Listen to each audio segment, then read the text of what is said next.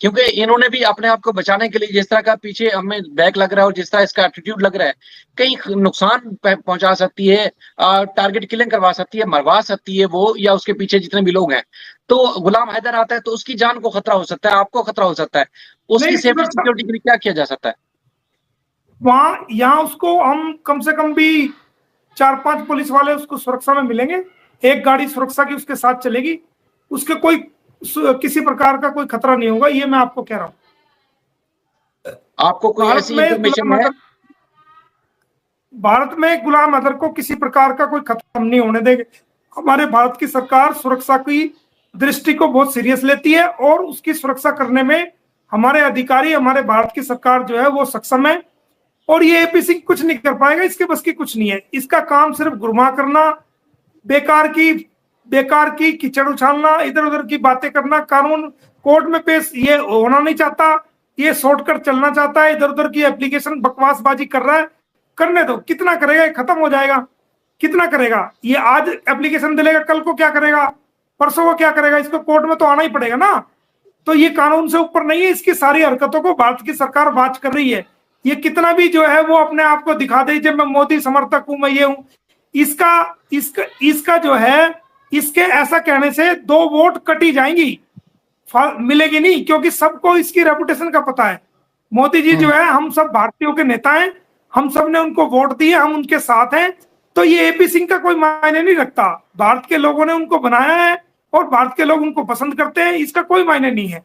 ये तो चलती गंगा में बहते हाथ धोने वाला काम है और अपने आप को ज्यादा हाईलाइट करने के लिए और बच्चों का प्रयोग कर रहा है, उसका धर्म परिवर्तन कर रहा है बच्चों का, ताकि जो है ये राजनीतिक फायदा ले सके। और इसने क्राइम किया, इसके खिलाफ कानूनी कार्रवाई चल रही है और हम इसको इसकी सजा जरूर दिलाएंगे। सिचुएशन जिस तरह की इन्होंने बना दी है वो बड़ी क्रिटिकल है। अरे एक शायर ने एक शेर कहा था कि फानुस बनकर जिसकी हिफाजत हवा करे, क्या, फानुस बनकर जिसकी हिफाजत हवा करे, वो सम्मा क्या बुझे जिसे रोशन खुदा करे।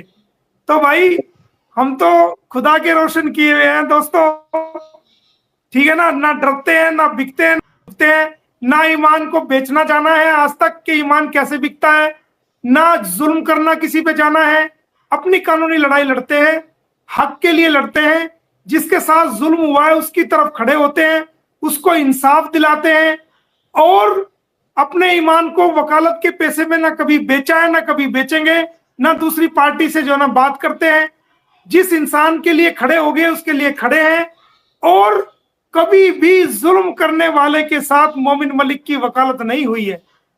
मोमिन मलिक की वकालत तो उन लोगों के साथ शुरू होती है और उन्हीं लोगों के साथ खत्म होगी कि जिनके साथ जुल्म किया गया है, चाहे विक्टिम है, चाहे किसी भी जाति का है, हिंदू है, मुसलमान है, सिख है, ईसाई है, किसी भी धर्म का है, गरीब है, अमीर है, शहर का रहने वाला है, गांव का रहने वाला है, काला है, गोरा है, रंग रूप जाति कुछ नहीं, जिसके साथ जुल्म हुआ है मोमिन मलिक उसके साथ खड़ा है, उसको उसका हक दिलाता है, उसको उसका इंसाफ दिलाता है और उसके लिए सामने वाले की दुश्मनी को भी सहता है और सहता आया है और सहता रहेगा, लेकिन अपने रास्ते से ना डगर से हटा है ना हटेगा।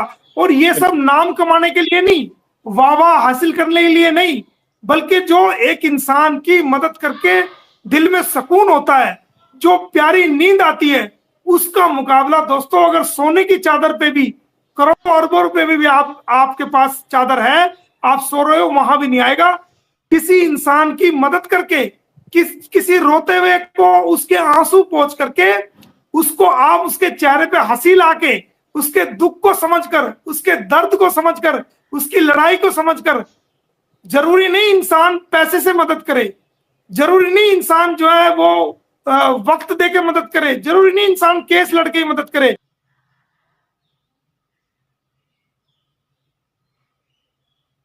बात से जिसकी साथ जुल्म हुआ है, इंसान कुछ वक्त निकालकर उसके पास बैठ के सिर्फ इसलिए अपना आप खामोश बैठ जाए, उसके दर्द को सुने कि मुझे दर्द बता, मुझे तकलीफ बता, तेरे साथ क्या हुआ है। और वो क्योंकि आजकल के टाइम में, भागा दौड़ी के टाइम में ना मियाँ को टाइम है, ना बीवी को टाइम है, ना भाई को टाइम है, ना परिवार को टाइम है, ना रिश्तेदारों को टाइम है, ना दोस्तों को टाइम है, ना गांव वालों को टाइम है, ना मोहल्ले वालों को टाइम है, ना ऑफिस वालों को टाइम है, ना स्टूडेंट को, ना यारों को, ना मित्रों को, किसी को टाइम नहीं एक दूसरे की सुनने का। हाँ हाँ ठीक है ठीक है ठीक है, हेलो हेलो करिए। जिस इंसान के साथ गुजरती है, आप 10 मिनट उसके पास फोन बंद करके साइलेंट होकर, फोन भी ना सुनो अपना, साइलेंट होकर जैसे वो बैठा हुआ है, अगर वो उकड़ू बैठा हुआ है तो उकड़ू जाके बैठ जाओ, वो जमीन में बैठा है उसके पास जमीन में जाके बैठ जाओ, घास में बैठा है घास में जाके बैठ जाओ, किसी कुर्सी में बैठा है तो बराबर कुर्सी लगवा लो। जिस मोमेंट का वो शिकार वहां बैठा हुआ है, वहां जाके उसी की हालत में आप बैठो और उसके कंधे पे हाथ रखो, प्यार से हाथ पकड़ो उसका, और उसको कहो कि भाई तू क्यों घबराता है, उसको पानी पिलाओ, उसके लिए चाय कहीं आसपास से चाय पिलाओ, और उसका दिल का हाल जानो कि भाई तेरे को प्रॉब्लम बता क्या है, क्यों उदास बैठा है। बिल्कुल। वो कहेगा नहीं, वो एक दो बार, और जब वो दिल के राज खोलेगा, जो उसको गहरा दुख होगा, तो वो आपको सुना करके रोना भी शुरू करेगा। बिल्कुल। तो उस वक्त अगर आप इंसान हैं और आपने उसके दुख को समझा है, सुना है, अपनी मत कहो, उसकी सुनो, क्योंकि अपनी कहने वाले तो बहुत लोग मिले हैं उसको, बिल्कुल। उसकी सुनने वाला कोई नहीं मिला। जो दुख भरा इंसान है, उसको कहने वाले तो पूरी दुनिया सलाह देने वाली है, ऐसा कर ले, ये कर ले, वो कर ले, तू ये कर लेता तो वो हो जाता, वो कर लेता तो ये हो जाता। मतलब उसकी सुनने, उसको सुनाने वाले 100 मिले, लेकिन उसकी सुनने वाला कोई व्यक्ति नहीं मिला। तो आप उसे अपनी मत सुनाओ, उसकी सुनो। तो जब आप सुनोगे तो हो सकता है वो रो दे अपने दुख को बता करके। तो जो आपके हाथ उसकी आंख से ऐसे पूछेंगे उसके आंसू, तो मैं ये कहता हूं दोस्तों, उस आंसू यूं करके पोंछने में, यूं उसके आंसू पोंछने में, और उसके सिर पे हाथ रखने से, या उसके कंधे पे हाथ यूं रखने से, या उसको तसल्ली देने से जो सुकून आपको मिलेगा, वो दुनिया के करोड़ों अरबों रुपए की आपको कोई दे दे, अगर आप इंसान हैं तो वो सुकून उन करोड़ों अरबों रुपए में नहीं है। तो मोमिन मलिक तो उस सुकून की तलाश में रहता है।